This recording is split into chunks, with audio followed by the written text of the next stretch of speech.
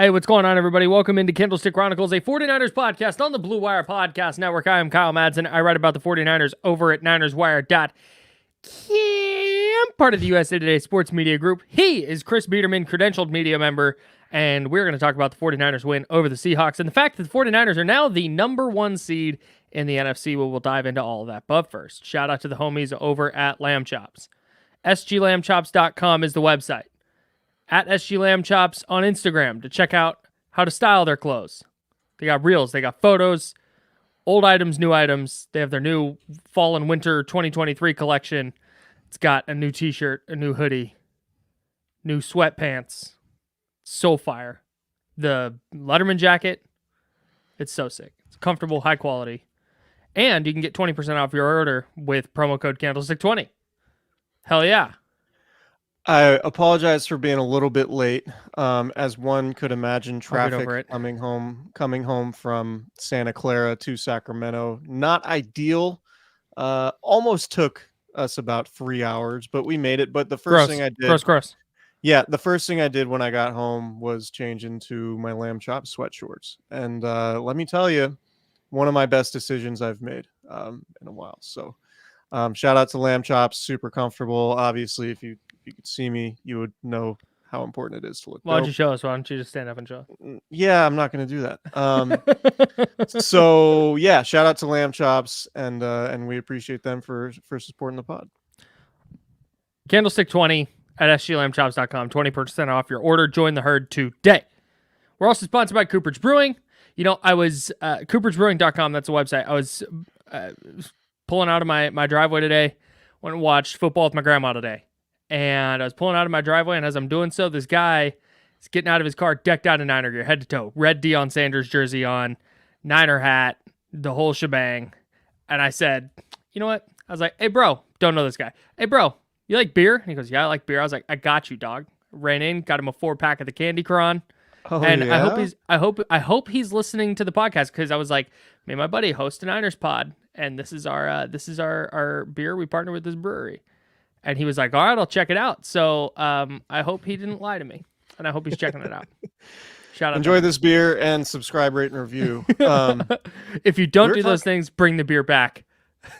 One idea that we've had, and I don't know if this is appropriate to say on the pod or not, but great, why not? Maybe next year, like we're live. or next football season, we get a QR code for the pod to stick on the beer can. That'd be tight. So people That'd know. be tight. We'll work on that. You can order a case of beer. You can order a case of beer at CooperagBrewing.com. It doesn't even have to be Candlestick Chronicles Hazy IPA, though. We definitely recommend that one. You can get a mix and match case. Maybe you want an oatmeal stout, which sounds incredible right about now. I don't have any. I should probably get some. Maybe you want a pale ale. Maybe you want pills. Maybe you want a sparkling seltzer. Whatever you want, they've got it for you at CooperagBrewing.com. If you order online and you're 21 and up and in the state of California, they will ship it right to your front door. I've been saying it, but still drinking the Moment of Truth. It's a really, really good West Coast IPA brewed with Simcoe and Mosaic. It's at 6.7%. Of course, you must be of age in California to be able to have the beer shipped directly to you. But as you always say, there's no better way to acquire beer than to just have a case of delicious beer show up to your front door. I've acquired beer a lot of ways, and that's a single way, single best one. Top of the list. It's not even close. The second best way is to, when you're not 21 and you find someone outside of 7-Eleven to buy it for you.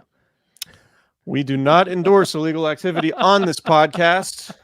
That's why it is second best. Hypothetical. That's why it is second best. So do we, Lori. So do we. All right, let's get to the pod.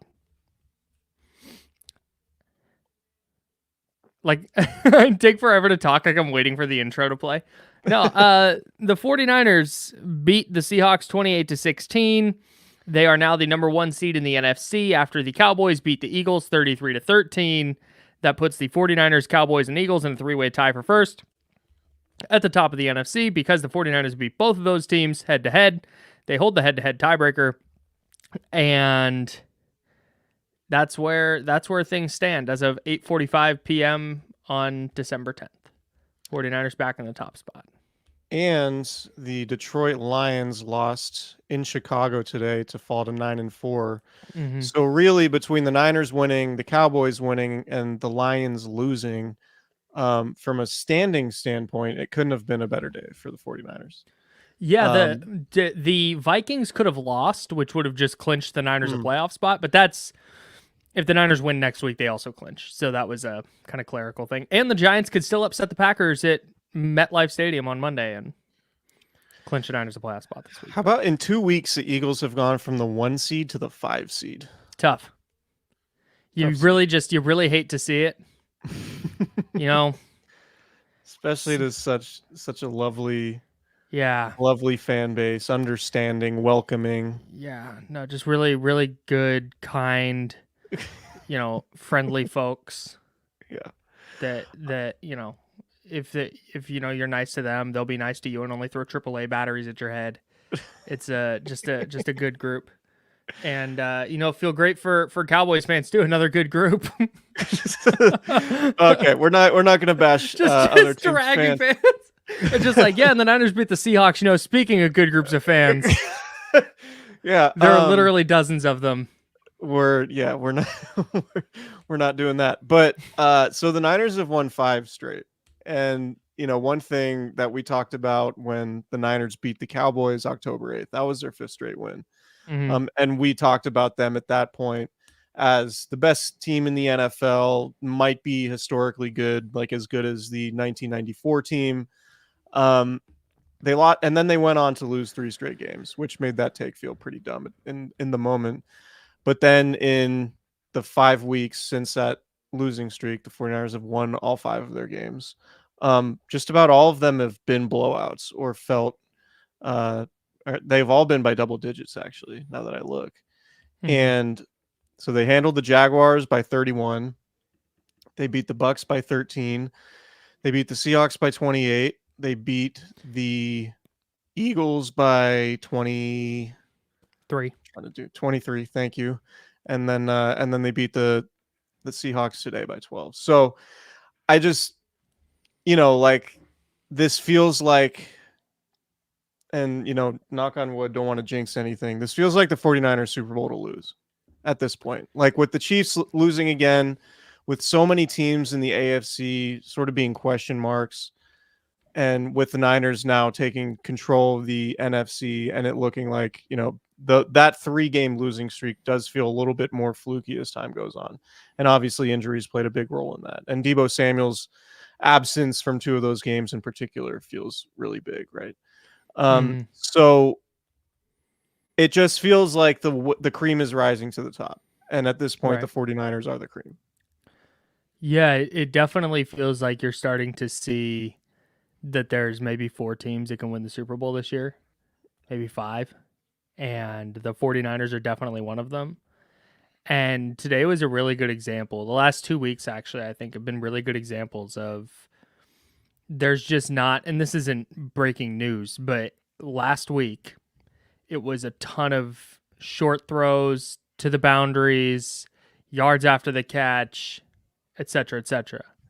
This week it was just explosive play after explosive play. It was downfield throw from Brock Purdy. It was a catch and run on a short throw. It was Christian McCaffrey getting behind Trent Williams and going 72 yards on the first play of the game. Christian McCaffrey, Brandon Ayuk, Deebo Samuel, and George Kittle all had plays of 40 yards or more. McCaffrey had 4 explosive plays. Deebo Samuel had 3, Brandon Ayuk had 3, and George Kittle had 1. Like, that's 11 explosive plays out of 4 dudes is remarkable. And there's just not a way. You saw Purdy, for me anyway, you saw him struggle early in the game a little bit, where it didn't look like he quite had a grip on what Seattle was doing. He had a couple of near interceptions. He had the play early in the game where he like pump faked and then took a sack. It was just not a good start, but it reminded me of the Giants game a little bit, where he comes out a little bit shaky because the Giants were just blitzing every snap. There were 5, 6, 7 guys rushing the passer, and eventually Purdy and Shanahan and everybody figured it out. And I thought you saw that again. Well, I think you saw it against the Eagles, and I think you saw it again today, where he struggles a little bit coming out of the gate, but then they figure something out. And I think what they figured out today was there were openings over the top because Seattle was driving down so hard on those in-breaking throws, and Purdy's going to take advantage of that. Like, you can't just handcuff the Niners offense by taking away between the hashes within 10 yards of the line of scrimmage anymore. It's just not going to fly. So I'm looking at the game book, and in the game book, there's a section at the end. It's the 10 longest plays for each team. And the first 7 of them, 5 of them are, there's like a little description of the play. It's Christian McCaffrey, left tackle for 72 yards, right? And then it says Brock Purdy deep pass to Deebo Samuel, 54 yards, touchdown. 5 of those 7 plays are called deep passes, right? And it goes to show that after last week, I forget how many throws he had. What was it? He had one throw of what, longer than 15 yards? Yeah, it was a 16-yard throw was his longest air yards throw. And he had, I don't know how many he had off the top of my head today, but it feels like he had at least 5 or 6 that went for big gains, right? I have his passing chart in a second. Hang on. But go ahead. The point is, like, I went to the game today, and I like to go when I can because obviously it's important to like actually get some of the players' perspective. Sure. And after George Kittle had his big scrum, and I don't know if he mentioned this or if this has been in any of the reporting that's been out since the game ended, but obviously George Kittle gasses up his quarterbacks and says a lot of positive thing about his quarterbacks. That's nothing new. But I was talking to him about afterwards, just like the idea of Brock Purdy being, a check down merchant or whatever. And obviously, like, I don't, he's been one of the best quarterbacks in the NFL in terms of efficiency when it comes to deep throws, right? Coming into the game, He led the NFL with a 68% adjusted completion rate, which was the highest in the league, according to Pro Football Focus.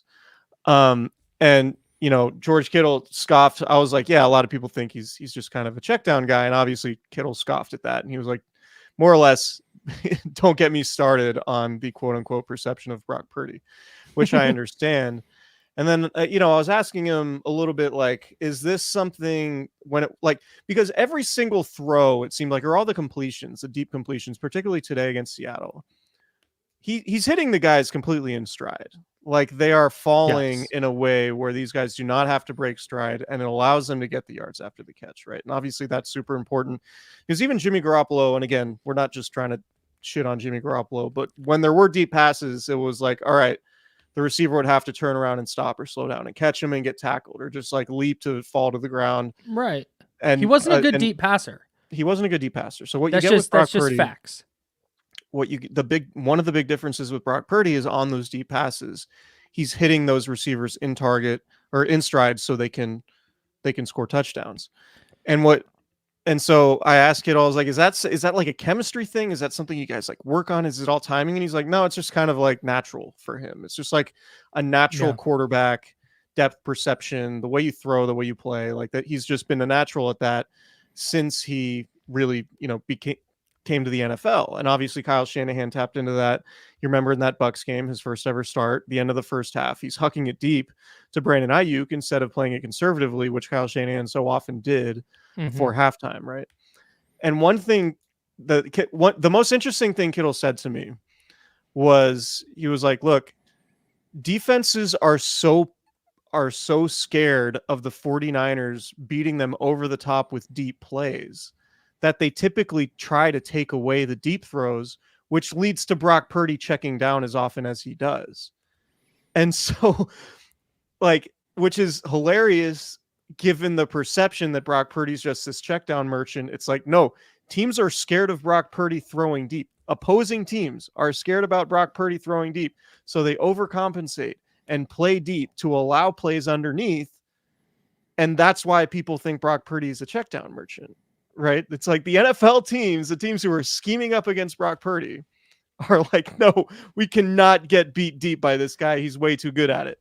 But yet there's still this national perception that Purdy is not this dude who can effectively throw deep. And today was a game that signified he absolutely can't. And I know the Seahawks defense has been great, but it seemed like every big play was a deep Purdy throw, aside from Christian McCaffrey running for 72 yards on the first snap. The whole check down merchant thing is fake as fuck because no, it is. It's horseshit, dude. People don't watch nearly as much, I'm going to say football here, but sports as they think they do. They just don't. And so a lot of people probably don't watch much 49er football. And then they watched the Eagles game last week where, yeah, it was a lot of underneath stuff. There was not a ton of deep stuff because the Eagles didn't want him to throw it. So he took the underneath stuff. And people go, oh, wow, look, it's all yak. See, that's all he does. And that's their perception. They watch one 49er game. They go, I watch 49ers all the time. Brock Purdy just throws it short. It's just in my eyes. Don't give me your numbers. I trust my eyeballs. And that's where they get their perception from. Because anybody who watches film, except for Steven Ruiz, everybody else, though, literally, anybody who watches, Kurt Warner, Dan Orlovsky, JT O'Sullivan, friend of the show, like pick up Greg Cosell, like pick a person. And Mike Lombardi, sure, that's a guy. David Lombardi, it's another guy.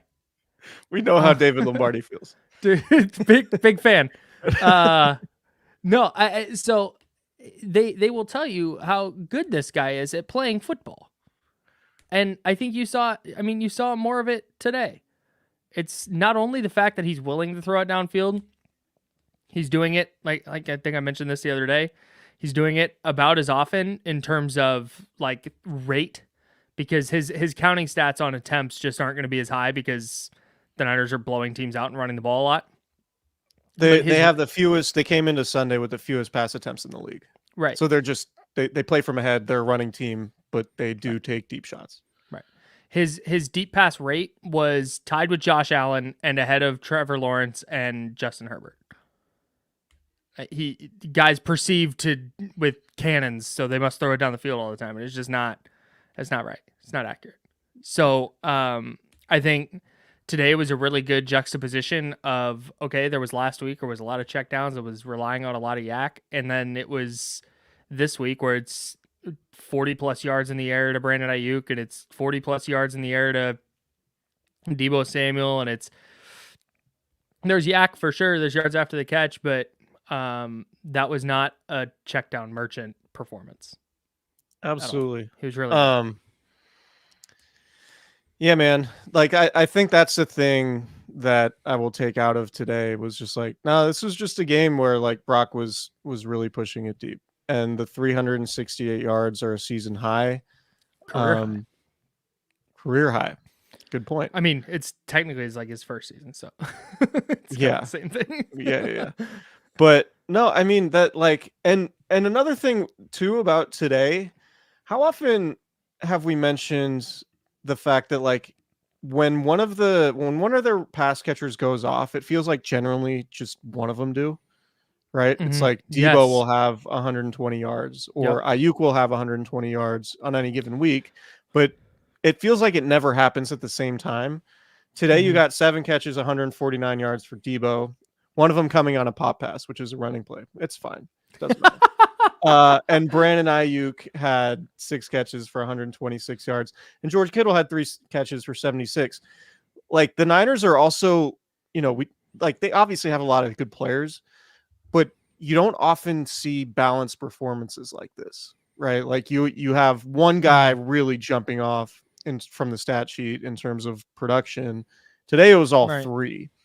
Not to mention Christian McCaffrey had 145 yards rushing. And didn't get in the end zone. Just a super disappointing performance from CMC. But it's like, why do they pay him? What's even the point? No, but it like today, when you have like none of these dudes are decoys right now, right? Like sometimes it feels like, okay, Debo's kind of a decoy, or CMC is pulling linebackers this direction and it allows like other things to happen for other guys. It's like, nope. You're going to get 145 from the running back, 149 from one of the receivers, 126 from the other receiver, and then 76 from your all-pro tight end. This is wild. So, typically when a guy has 145 yards. It'll be, 25 carries, something like that. Or if a player has a 72-yard run in a game, and then you subtract that from his rushing total, it's kind of like a meh game. Right. McCaffrey, if you take away his 72-yard carry, still averaged 4.9 per carry on 15 attempts. That's insane. He's a Hall of Famer, dude. He's unreal. Unbelievable. If he stays healthy on this pace and like has another couple seasons like this, he's a Hall of Famer. Particularly if the Niners win the Super Bowl. Yes. I tweeted this during the game. And shout out to Marcus Thompson, who wrote a really good piece about Deebo Samuel in The Athletic. You should go read it. It is really, really good, as is everything Marcus Thompson writes. But Brandon Ayuk set a new career high in receiving yards with 1,020. No, he's up. He's more than that now. Forget what his number is, but he was at 1,023 after his 45-yard catch. Mm-hmm. He set his new career high in receiving yards on 23 fewer catches than he had last year. And he still has 4 games to go. I know he was averaging, wasn't he close to like leading the league in yards per catch? He was leading the league in yards per catch, and I'm guessing he still is after averaging more than 20 per catch again today. In fact, 21 exactly on the dot. Yeah, he came in leading the league 18.5 yards per reception. And that went up today. He's averaging 18.5 yards per reception. You know how like what his target or his completion rate is when targeted? It's like 70. Yeah, 69.4%. Jeez, nice. So he's basically like at one of the highest, like a quarterback completing 69% of their passes you'd be thrilled with. Mm-hmm. But imagine averaging 18.5 yards per catch. That's outrageous. Ayuk is insane. And we'll talk about, like what his, but also maybe we can mention it now. Chase Young made some plays today. Like Chase Young had a sack or at least a half sack on the 2-point conversion try. It doesn't go down as a sack though. It doesn't, which count. Sucks for your boys' prize picks, but it's fine. Yeah. Go on. But he also had, he got to Drew Lock, who we haven't even mentioned. Drew Lock started today. He got to him and hit the ball or hit his arm on that 4th down interception for Fred Warner. And there was a little bit of discussion, like, do you pay Chase Young or Brandon Ayuk? I mean, I don't think that's really the choice. I think that you're going to have to get a little bit more creative than that if you're the 49ers when it comes to figuring out how you pay Ayuk. Mm-hmm. But if Chase Young is not playing every down over somebody like Cleveland Farrell, and Brandon Ayuk is like the most efficient receiver in the NFL and one of the best separators in the league, which PFF has proven, and George Jahori came on our podcast last week and talked about, you're paying Ayuk like 11 times out of 10. Yeah, I completely agree. He is a bona fide number 1 receiver. He's really good. He's doing all this in an offense that has the lowest number of pass attempts in the league. And he's sharing the ball with Deebo Samuel, George Kittle, and Christian McCaffrey. Can you imagine a player of that caliber in an offense where he got like 10 targets a game? It might be like Justin Jefferson type stuff. Legitimately. Like that sounds like hyperbole because Justin Jefferson is awesome, but I think Brandon Ayuk is that good.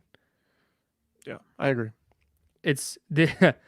I like that the 49ers thing of we can't get anything going on offense, so let's just start force feeding Deebo Samuel until he breaks through and something happens.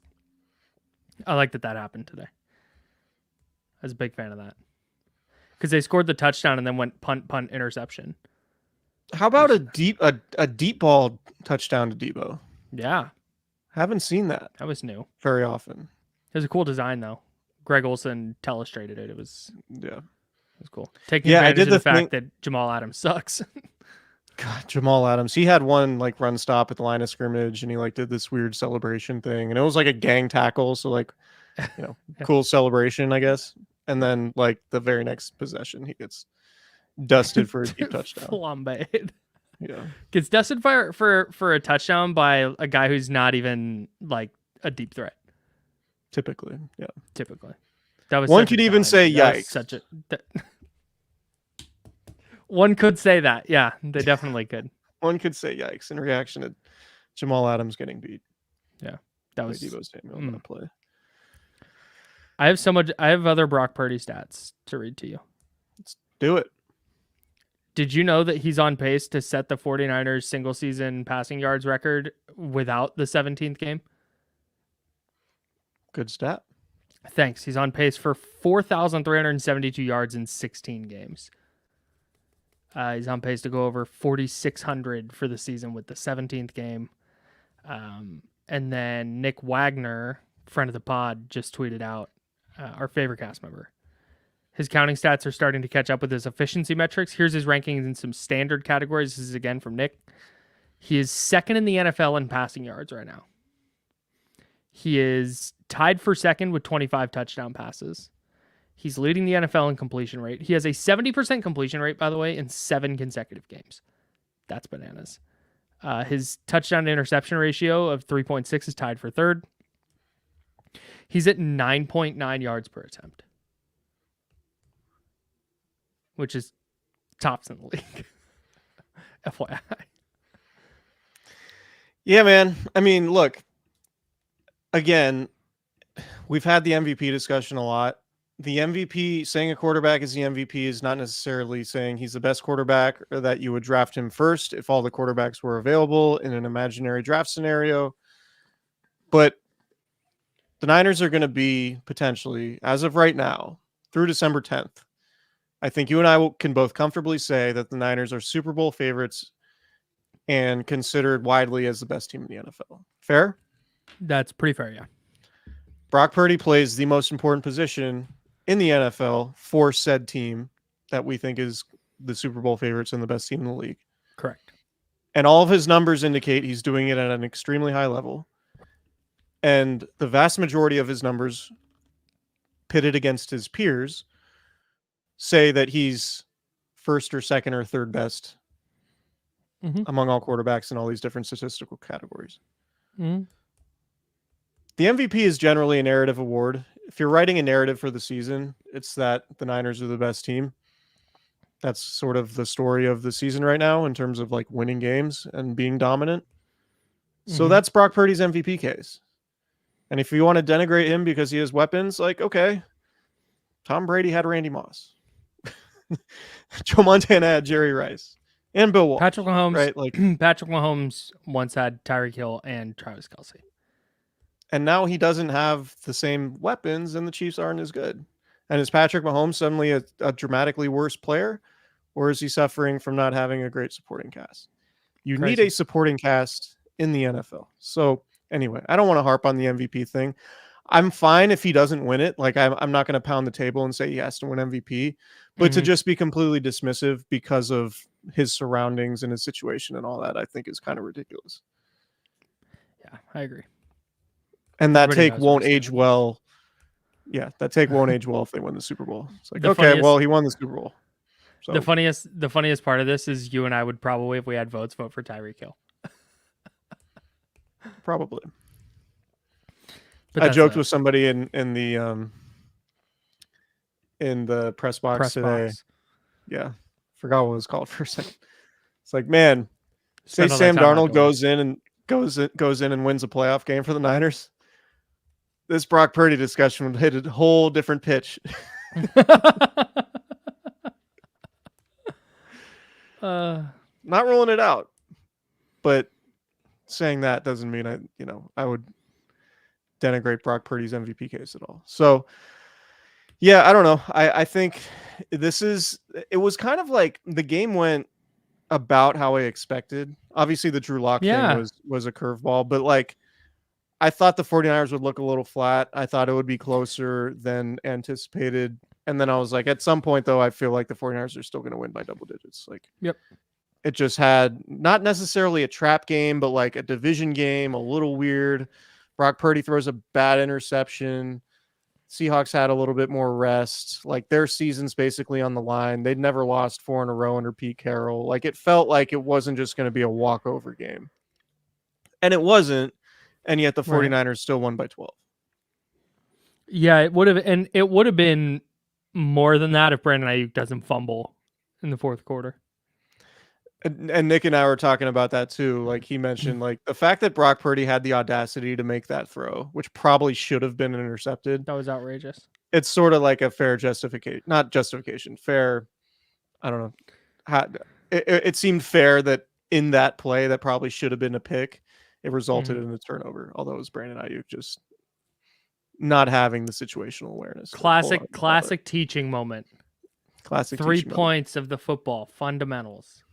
Yeah. Come on. John, I'm really apologize for probably mispronouncing your name. John G. In the YouTube chat asked how much of a concern are the defensive injuries. So switching gears a little bit. 49ers entered the game without Eric Armstead. At one point in the second half, Javon Hargrave went out. You lost Mooney Ward after the first series, and we don't have an update as to the severity of those injuries. Dre Greenlaw left for a minute, but he's played banged up all year. Oren Burks also banged up a little bit. And so, no, I guess I'll ask you, like, how concerned are you about these injuries? It seems like they're just kind of like tweaks and pulls, maybe with the exception of Armstead's knee. But it does feel like attrition is starting to mount up here a little bit. Yeah, that's kind of that's the biggest concern for me is this just something that for the rest of the year Javon Hargrave is going to be in and out with this hamstring thing, or Mooney Ward is out for 3 weeks suddenly with this groin thing. We don't know severity yet of any of these injuries, but it's not like slam the panic button, the Niners are screwed. But, I don't know if they survive a 3 or 4 week run with no Travarius Ward. I think they can figure out how to get pass rush without Javon Hargrave in the mix. I thought the interior line actually did a really nice job today. Javon Kinlaw continues to just kind of be fine. I thought he was good today. Yeah. I thought Kinlaw, like when I focused in on him, I was like, oh, he's beating his guy. Yeah, I'd have a sack. Like running down the line of scrimmage and like have run stops. I was like, okay, this is like what he should be doing. Right. NFL player. And so I think with him and Kevin Givens and our guy Kalia Davis, who I've finally got my eyes off of, they'll be fine there. But yeah, man, with how banged up their secondary already is, like they finally figured it out with Ward and Lenore and Ambry Thomas. Like that trio can play. Well, now it's Lenore and Thomas on the outside and Isaiah Oliver on the inside. Like that's okay. Don't know how good that secondary is. And now, do they run into that same problem where, hey, their secondary is not good enough, their pass rush isn't getting home, and all of a sudden the defense looks like it did in weeks 6 through 8? Certainly a concern. Yeah. That's the big one for me. When Mooney Ward went out during the first series and DK Metcalf had 2 catches and including a really nice touchdown grab, I was like, oh, maybe this is just one of those games where they just like can't cover an elite receiver and DK goes off for 180 yards and 3 touchdowns like he did against Dallas, right? Like, okay, well, we've seen this happen before, right? We saw it Julio Jones in Atlanta in early December 2019. Niners came off an emotional win in New Orleans, came home, didn't have Richard Sherman, and then Julio Jones basically single-handedly wins the Falcons that game. That was nuts. That was my first thought in the first quarter. I was like, yeah, it could happen. No K'Wan Williams too, right? Yeah, no K'Wan Williams either.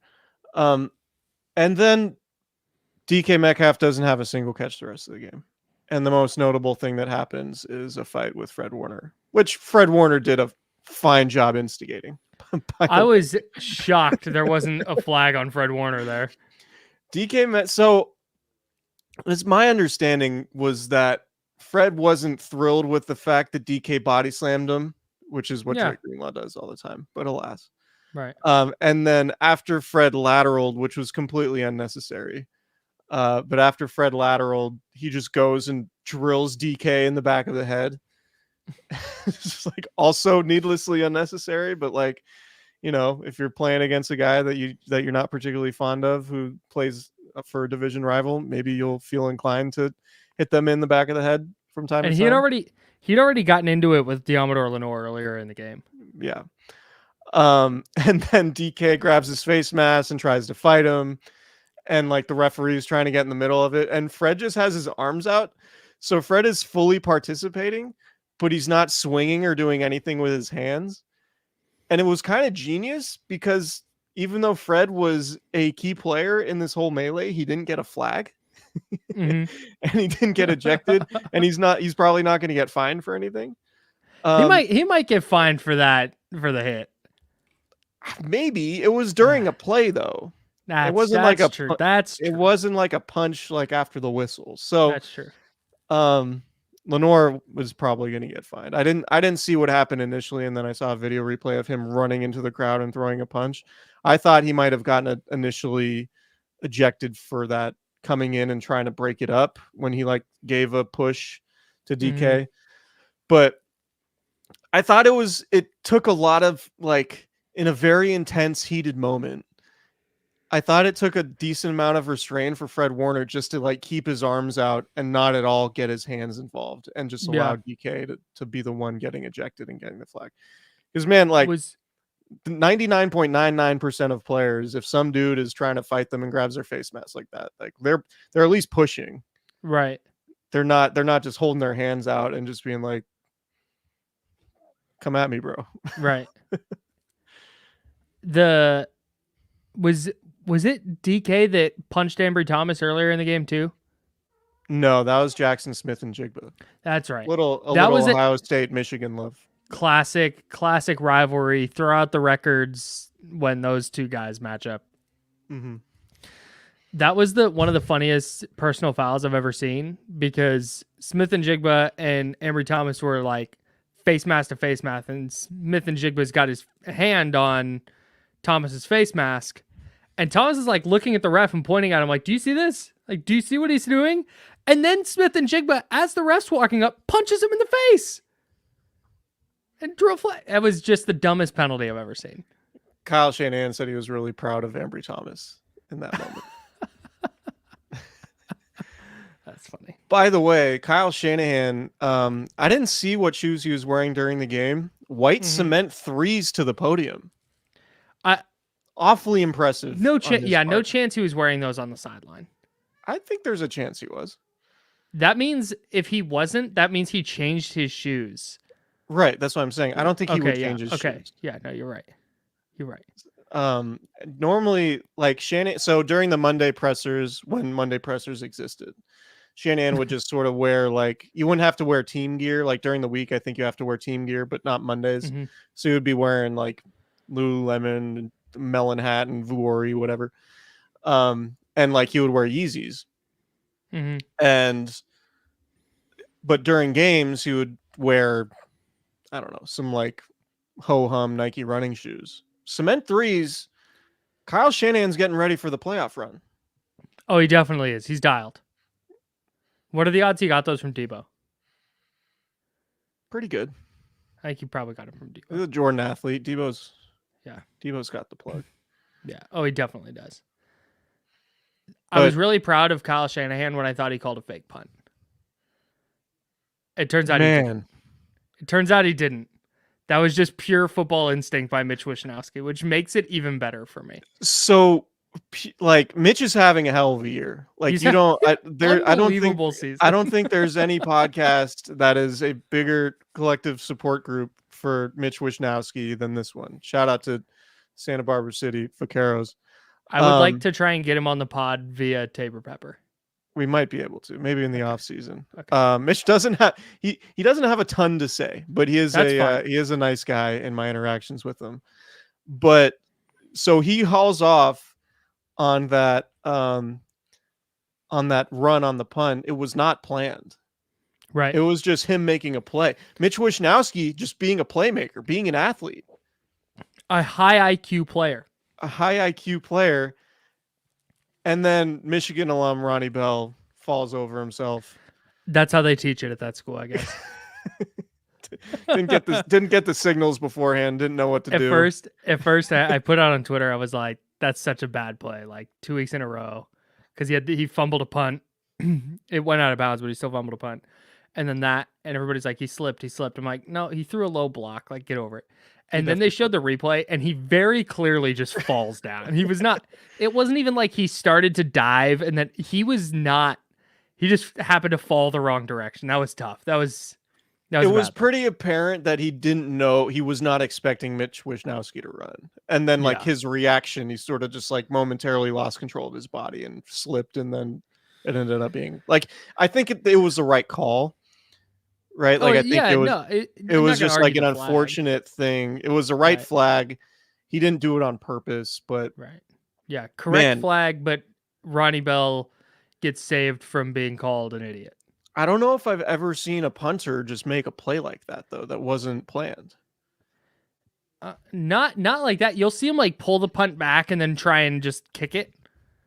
But I've never seen a punter just pull the ball down and then take off. And I think Shanahan, I don't know if this was a joke or not, but I think Shanahan said he was clocked at 20 miles an hour. I don't think that was a joke. I think the joke was at the top when he was like, "Yeah, I just read that, and so I called my first fake punt." Yeah, we'll find out more on Monday. If you're listening to this story might be out there in Shanahan's conference call with reporters. But as of Sunday night, this remains an unsolved mystery. But man, I think he actually did get clocked at 20. He was moving, dude. Yeah, I mean, Mitch can move.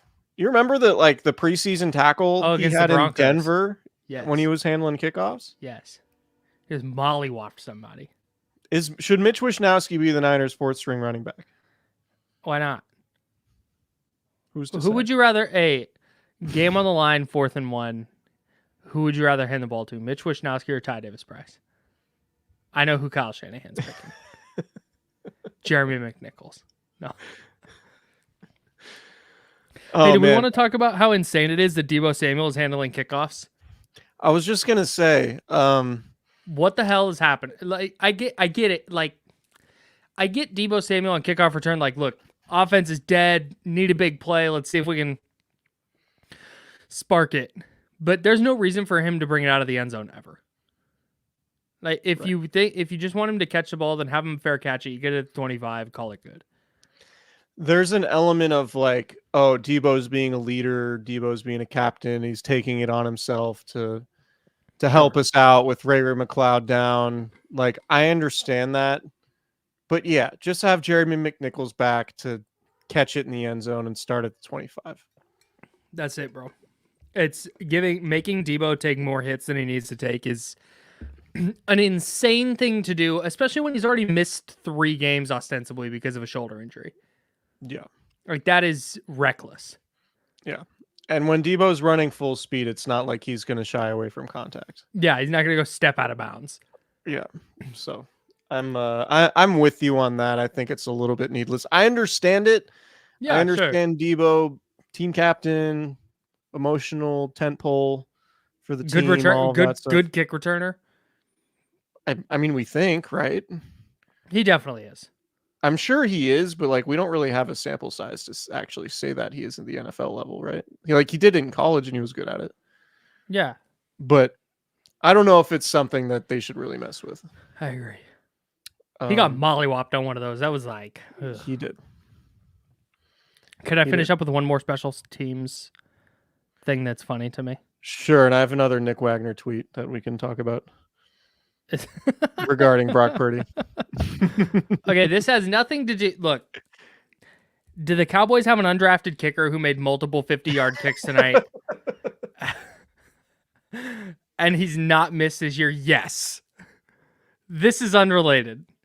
This is not a Jake Moody thing. Sure. It's not. It genuinely isn't. No, it doesn't sound like it's going to be at all. No, I was just noting that separate from that bit. The 49ers have now gone 2 consecutive games without even attempting a field goal. And again, that's not a Jake Moody thing. It's not like they've had opportunities for field goals and said, no, we're going for it on 4th and 8 instead. That's not been a thing. But they also haven't attempted a field goal of longer than 39 yards since week 7. That is mind-numbing to me. That they've been that good offensively. Because even the Bengals game that they lost in week 8, it wasn't like they couldn't move the ball. They turned it over a couple times in unfortunate spots. But yeah, they've been so good that they've not needed to attempt a field goal in either of the last 2 weeks, and they haven't had one longer than 39 since week 7. That's wild to me. Yeah, and one thing that, again, talking about with a couple other media people, he hasn't had a pressure kick really since the Cleveland game. So, like, again, this is not bashing him, but it's just like he could go a couple months without needing to like make a big kick, and then it's like, all right, second round of the playoffs, need this one. It is insane that Robbie Gould went 29 for 29 in the playoffs in his career. Yeah, it is. Underrated part about Robbie Gould. But good career. I mean, the Jake Moody thing isn't really a problem as of now, but yeah, like you still don't feel as good as you would had he made the kicks in Cleveland. Or at least one of them. Did you read the one where Nick showed a screenshot of the story that he wrote? No. Okay. So this is from our guy Wagner at ESPN. For the season, Purdy is 7th in the NFL in air yards per attempt and ranks 4th in completions on throws traveling 10 plus air yards and 15 plus yards, and 5th in completions on throws traveling 20 plus air yards. So Purdy ranks 2nd in completion percentage on 10 plus yard throws and 1st in completion percentage on 15 and 20 plus yard throws. He also has 6 passing touchdowns of 40 plus yards this season, the most by a Niners quarterback since Steve Young had 7 in 1998. Wow. Checking the ball down 40 plus yards in the air is insane. He's good, man. He's good. I think at some point we'll all have to realize that, like, okay, it's time to consider this guy top 10, top 12 quarterback, irrespective of whatever. I mean, his draft. I do think ultimately people are so bought into like quote unquote scouting and their initial scouting takes, and they just can't accept the fact that a guy who is Mr. Irrelevant can actually be like one of the best quarterbacks in the league without being 6'4" and super athletic and having a rocket arm. Yep. But at some point, like some of the best athletes, I know talking is hard. Some of the best athletes define convention, and that's what makes them special, right? So maybe Purdy just ends up being one of those dudes that defies convention. And as time goes on, we're like, yeah, he's really good at quarterback, and he did it without being 6'6" with a rocket arm. The 45-yard throw, the 45-yard throw to Brandon Ayuk was that was a really, really good play. Where he dances around in the pocket, he maneuvers in the pocket, nothing there. He escapes out to the left, keeps his eyes up, sets his feet, and then throws a dot down the sideline. Had he not gotten pressure early on in that play, I think he was going to hit Chris Conley for a 70-yard touchdown or however long it would have been. Because Conley was streaking up the seam wide open. And then Purdy had to move to his left because of the pressure. And that's when he wound up and hit Ayuk. But there were like I'm really sad we were robbed of a 70-yard Chris Conley touchdown. That would have been a hilarious play. But that was my initial seat in the and again, I don't know what the read was, or if Conley was just a decoy to clear out space, because I think ultimately he did take 2 players with him to the deep middle, and then Ayuk got behind the second layer player. But yeah, Chris Conley felt like he played a lot of plays today. Yeah, must be great in practice. Really good practice player for sure. Unlike Danny Gray, apparently. He's not even practicing. It's true. Tough look. Nick Bosa had a good game. Good Bosa game, yep. Defensive line's good. Defensive line is good. Yeah, we'll see about Hargrave. I wouldn't did be think shocked Kinlaw had a if good game. I wouldn't be shocked if a bunch of dudes sit this week. Yeah, maybe. Like soft tissue, not going to push it. There's a lot of urgency for the 1 seed, though. That's true. There's I don't know if urgency for the 1 seed. We can talk about this more in the middle of the week, but I don't know how confident I am that the Eagles are going to go into Seattle and win. I agree with you. They looked bad tonight. I think the Eagles are regressing towards the mean in a harsh way right now. Yeah. Yeah, it's really clear that Jalen Hurts isn't right. And when he's not, you take out that QB run element, and then when he's not able to create behind the line of scrimmage, it's just their offense is ugh. Yeah, Hurts 18 of 27, 197 yards, no touchdowns, no picks. He had a fumble. Ran 5 times. Yeah, ran 5 times for 30 yards. Yeah, I thought Dallas was going to win. I didn't think it would be by 20 points. And no. I think the Eagles are one of the best teams in the NFC. I've never really thought – I thought they were better last year, and I thought last year they were definitely the best team in the NFC, at least until Brock Purdy got rolling and the 49ers got Christian McCaffrey. Mm-hmm. But I think the Eagles are pretty clearly a team that's probably closer to, 8-5 than 12-1. Watch them go into Seattle and win by 30 next week. I mean, maybe, and we'll see with Geno. Yeah, but yeah, I don't know. I thought Drew Lock was a little bit better than I was anticipating today. Yeah, I was kind of expecting it to be a disaster. Although he got away with the Diomedor Lenore interception got called back for a Nick Bosa offsides. Yeah, and then there was another one. Charvarius Ward dropped one. Yeah, he's really close to like a 4-pick day. But like Tyler Lockett's still a pain in the ass for the Niners to cover. Metcalf had a couple of those moments. I'd be curious to do a deeper dive on why Metcalf only had 2 catches. Because it seemed like it probably should have been a problem. But maybe Lenore's just really good. Lenore had a good game, man. Maybe Lenore should have been an interception. He had a pass breakup on Metcalf. Lenore had a good game. Yeah, sure did. So the Niners go to Arizona next week. I think it's like it probably should be a blowout, but it wouldn't surprise me if like turnover here, Kyler Murray pulls a wild play out of his ass there. Like we see them sort of looking ahead to the Ravens game and it ends up being close. Like Is this the real trap game? Yeah, I think it would be shocking if Arizona won, but it wouldn't shock me if the Niners were sluggish.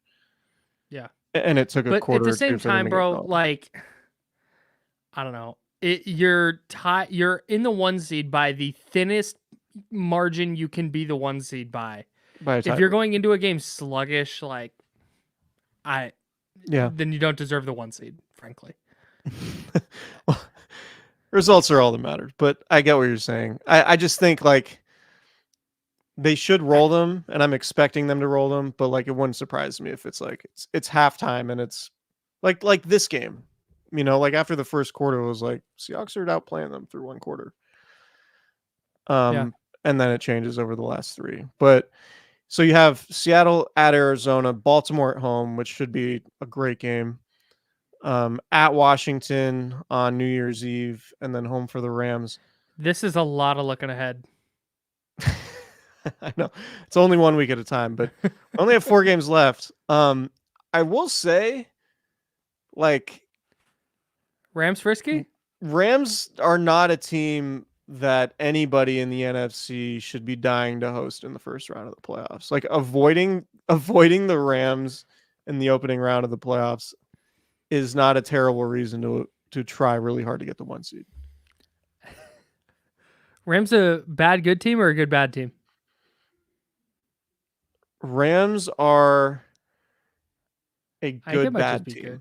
They're a bad team that is really well coached, who have a really good quarterback and bad? 2 really good receivers.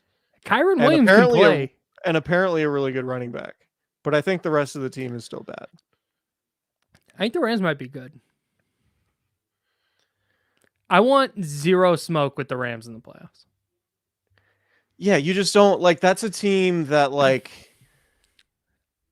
Matt Stafford feels like Russell Wilson when the Seahawks were terrible, but when Russell Wilson could just beat you basically by himself. That's kind of what Matt Stafford feels like with Puka Nacua and Cooper Kupp healthy. Yeah. So I know they lost OKC. Baltimore. OKC's like all young dudes. Yeah, like who's a good comp for the Rams? Like if like the Warriors. I was gonna say the 2022 Warriors. Yeah, like it's Steph Curry dragging just like a bad team. Definitely not a championship caliber team, but they somehow won a title. Like you just don't want to play that squad. Yeah. Yeah. No, we can beat them 6 games later. Shit, what happened? Oh my God. Yeah. Matt Stafford goes for 4 bills and just carves you up. And you're like, wait, they're not even that good. How did we just lose? I want to real quick, before we wrap this up, give a huge shout out to my mom and dad, Mike and Kathy, and my mother and father-in-law, Mark and Anna. Anna, my mother-in-law, is a big Vikings fan. My dad and my father-in-law, big Raider fans. My mom just enjoys going to football games. So they all went to Vegas for that game today. Oh, no. And if you didn't follow along, the Vikings won 3-0 on a field goal that came after the 2-minute warning in the fourth quarter. On a drive led by Nick Mullins. So I got a photo because my mom, we have like a family and friends group chat, right? And my mom is like live texting about the Niner game. Not like she's looking up and seeing stuff. Like she's what? And I'm like, aren't you at the game? And then I get a photo of her at the Raider game watching on her phone while there's football being played right in front of her on the field. She's dialed into the Niner game. Diehard fan, man. Your mom's a season ticket holder. She is. For the Niners, not the Raiders. That'd be nuts. Right. Yeah, Niners season ticket holder. Right. What'd they think of the stadium? TBD. Haven't talked to him much. Been busy all day. I've talked to you more than I talked to my parents. As one does. That's actually true like every week. On a football Sunday. Yeah. So. Yeah, I don't have anything else. Go back and watch the tape.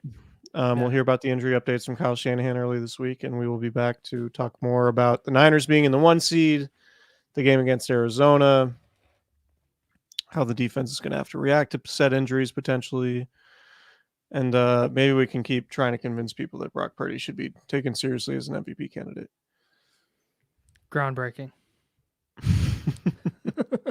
There's a bunch of people in here right now. If you don't subscribe to the channel, please do so. Right down over yonder, hit that thumbs up button. Everybody who's in here, we would appreciate that as well. That helps us out a lot. And also hit that little notification bell. So when we go live, which we do a couple times a week and after every game, you will be notified so you can check it out. To everybody who subscribes to the podcast, thank you so much for doing that. Please rate and review. And if you're just listening to the podcast, also subscribe. We would appreciate that greatly. So, and if you want to watch this on Twitter, you can do that. We're streaming live on Twitter at CandleCron. It is our, or I guess X, formerly Twitter. It's at CandleCron. Not a ton of followers, but I promise you it's us. We don't have the blue check mark, but we are on there. No stick, no ickles. No stick, no ickles. By the way, Elon Musk still calls it Twitter. I'm calling it Twitter. Does he? Yes. Rory in the chat agrees. It's still Twitter. Shout out to Rory. Yeah, we'll talk to you guys later in the week. Niners won 5 in a row. Looking pretty good. Now they need to avoid losing 3 in a row. true. Can that they would do be it? A disturbing pattern. Can they do it? We'll see. Goodbye, everyone. See ya.